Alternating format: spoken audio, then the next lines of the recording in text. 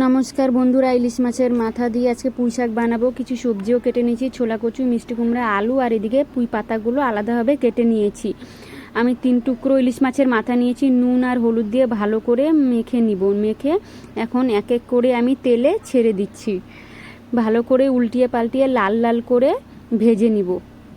দেখো লাল লাল করে ভাজা হয়ে গেছে। এখন আমি মাথাগুলো সব তুলে নিব।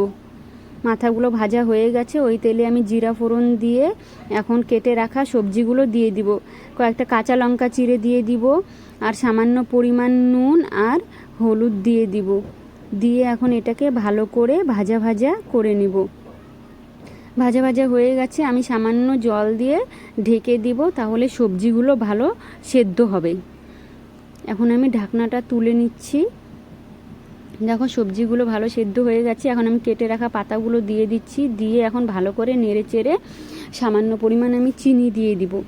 দিয়ে এখন আরেকটু নেড়ে চেড়ে মাছের মাথাগুলো দিয়ে দিব। দেখো ইলিশ মাছের মাথাগুলো আমি ঢেলে দিয়েছি। একটু ভেঙে নিব, তাহলে ভাজা ভাজা হলে পরে টেস্টটা আরও ভালো হবে। দেখো ভাজা ভাজা হয়েই গেছে। এখন আমি নামিয়ে নিব।